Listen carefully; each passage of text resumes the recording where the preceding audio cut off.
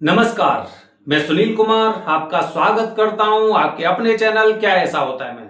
दोस्तों 17 अगस्त की नाग पंचमी है।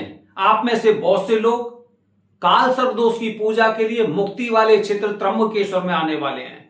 अगर आपको इस दोष से मुक्ति चाहिए तो आपको कुछ बातों का ध्यान रखना चाहिए, इसलिए पूरी वीडियो देखिए। आप मुक्ति पाना चाहते हैं या फिर उन चीजों को आगे के लिए धकेलना चाह रहे हैं, यह आपके ऊपर निर्भर करता है। क्योंकि यहां पर अक्सर मैंने लोगों को देखा कि यहां पर एक बहुत बड़ी इच्छा से आते हैं, एक बहुत उम्मीद से आते हैं और निराश होकर लौटते हैं। आपको निराश होकर नहीं लौटना पड़े, इसलिए ये वीडियो आपके लिए बहुत जरूरी है। दोस्तों सबसे पहले बताया जाता है कि हमें यहां पर किन से पूजन करवाना चाहिए। हम यहां पर उन लोगों से पूजन करवाएंगे जो हमें पूजा से पहले पूरी और सटीक जानकारी दें। पूरी और सटीक जानकारी, यहां पर अक्सर लोगों को हमने क्या देखा है, पूरी जानकारी कभी नहीं देंगे, किसी को नहीं देंगे। मैं परसों आपके सामने एक वीडियो डालने वाला हूं दोस्तों। इस वीडियो में आप देखेंगे कि किस तरह लोग यहां पर आकर और निराश होकर लौटकर जाते हैं जब उन्हें पता चलता है कि उनका पूजन किस तरह से हुआ है। इनको पूरी जानकारी किसी प्रकार से नहीं दी जाती है। तो सबसे पहले हम पूजन उनसे करवाएंगे जो हमें पूरी जानकारी देते हैं। आप सभी लोगों को फोन करिए, सभी लोगों से फोन करके अपनी पूजा के बारे में पूछिए।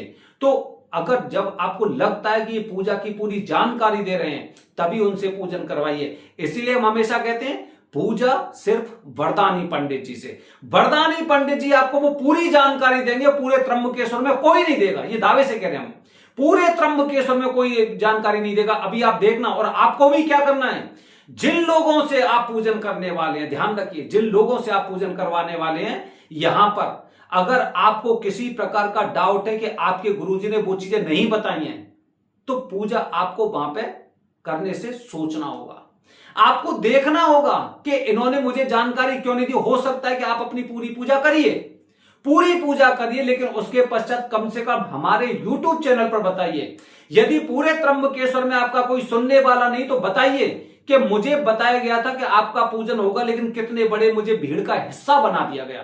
यहां की सबसे बड़ी समस्या यह होती है कि यहां पर पूजा नहीं बल्कि भीड़ का हिस्सा बनाया जाता है, एक सम्मेलन का हिस्सा बनाया जाता है, जैसे कि यहां से किसी रैली की हम तैयारी करने वाले हैं। यह कुंडली दोष का पूजन नहीं हो सकता। ये पूरे भारतवर्ष में किसी ने कहीं नहीं देखा है कि कोई व्यक्ति कर्नाटका से आ रहा है, कोई तमिलनाडु से, कोई चंडीगढ़ से, कोई महाराष्ट्र से आ रहा है और सभी को एक साथ एक झुंड में शामिल करके और पूजन किया जा रहा है। कौन सा पूजन है? यहां पर एक पूजन में जब परिवार के लोग नहीं बैठ सकते तो अन्य लोगों को बैठाने की आवश्यकता क्या है? एक ब्राह्मण पूजन कर रहे हैं, क्या आवश्यकता है आपको इस तरह के पूजन करने की? तो ध्यान रखिए, पूजन करिए, लेकिन पूजन करने के पश्चात एक छोटा सा वीडियो बनाकर हमें भी दीजिए।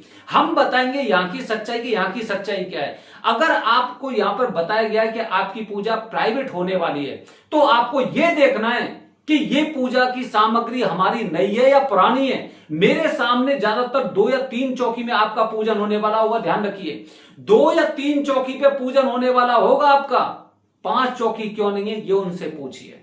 ये उनसे पूछिए आपको सामग्री के बारे में क्यों नहीं बताया गया है। अपनी पूरी सामग्री को चेक करिए, गेहूं वगैरह खराब तो नहीं है, चावल खराब तो नहीं, फल तो खराब नहीं रख दिया है। ये देखिए कि फल कितने पुराने हैं। आपकी सामग्री में सुपारियां होंगी, उन सुपारियों को ठीक से पूजा से पहले चेक करिए। ठीक है, वहां पे आपको पता चलेगा कि स्थिति क्या है। यहां पर नाशपाती, केला को भी एक एक पूजा, मतलब एक एक फल को और करीब 4-4 पूजा के लिए रखा जाता है। यहां पर ये हमने देखा है। तो ये चीजें देखिए, अपने आप में एक अनुभव लेकर आइए। जो आपको ये व्हाट्सएप, ये आपका नंबर दिखाई दे रहा है, आपको जो ये नंबर दिखाई दे रहा है, इस नंबर पर आप वो वीडियो बनाकर मुझे व्हाट्सएप करिए। आप अपना अनुभव शेयर करिए, क्योंकि हमें यहां पर चीजें सुधारनी है। जो लोग बहुत बड़ी बड़ी बातें करते हैं, हम पीढ़ियों से यहां पर पूजन करते आए हैं ये, और हम यहाँ के मुख्य पुजारी हैं, हम स्वर्ण पत्रधारी हैं, हम रजत पत्रधारी हैं। यहां पर क्या कर रहे हैं लोग? यहां पर इस प्रकार की पूजा क्यों करवा रहे हैं लोग? ऐसी पूजा का विधान कहां पर बताया गया है? क्यों इस तरह से लोगों को आधी अधूरी जानकारी दी जा रही है? क्यों इनकी पूजा एक पूजित सामग्री से करवाई जा रही है? आखिरकार क्यों? जब इतने बड़े बड़े विज्ञापन आप कर रहे हैं, जगह जगह मैसेज भेज रहे हैं लोगों के लिए, इनसे पूजन करवाइए, उनसे पूजन करवाइए, करवाएंगे।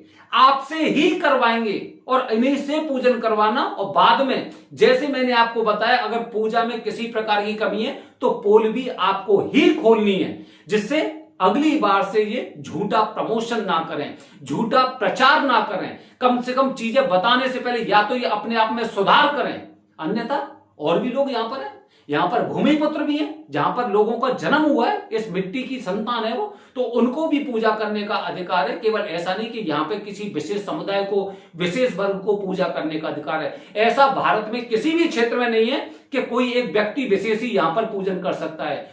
क्षेत्र जहां पर 12 ज्योतिर्लिंग है, यहां पर हर व्यक्ति को पूजा करने का अधिकार है। और इसीलिए वरदानी पंडित जी क्या कहते हैं, जिन्हें सालों का नहीं पीढ़ियों का अनुभव है, जो भूमि पुत्र हैं यहाँ के, और रही इधर उधर की चीजें तो उन्हें छोड़ देते हैं। बाकी ये वाला अनुभव आपका कैसा रहेगा, मुझे व्हाट्सएप पर वीडियो जरूर भेजेंगे, क्योंकि हमें यहां पर बहुत कार्य करने हैं, यहां पर चीजें सुधारनी है। जो चीजें छुपा छुपा कर यहां पर रखी जाती हैं और पूजा के टाइम पे, क्योंकि लोग जानते हैं कि पूजा में से व्यक्ति उठकर नहीं जाएगा, इनको पता है। यहां पर आपको गुस्सा भी करेंगे, आपको डराएंगे, आपको ऐसा लगेगा त्र्यंबकेश्वर क्षेत्र से मैं बाहर नहीं जा सकता, ऐसा आपको लगेगा। लेकिन डरिए मत, कुछ नहीं करेंगे, केवल डरा सकते हैं, इसके अलावा कुछ नहीं करेंगे। तो ये बात आपको ध्यान रखनी, वीडियो बनानी है। अगर आपको डर लगता है तो नासिक रोड रेलवे स्टेशन जाकर अपनी आप बीती वीडियो के माध्यम से इसी नंबर पर भेजिए, क्योंकि कुछ ना कुछ तो अब करना पड़ेगा। क्योंकि ये पूजा नहीं, हम इस एक उम्मीद से जाते हैं, हम एक विश्वास के साथ जाते हैं। लेकिन क्या होता है, पूजा होती है या व्यवसाय होती है, ये आप 17 तारीख को देखेंगे। बाकी दोस्तों, किसी प्रकार की मदद के लिए नंबर हमेशा चालू रहेगा। अगर किसी प्रकार से आपको कोई समस्या आती है या फिर पाठ पूजन से संबंधित कोई विशेष जानकारी चाहिए, इस नंबर पे आपको हमेशा मिलेगी। हर हर महादेव, हरिओम।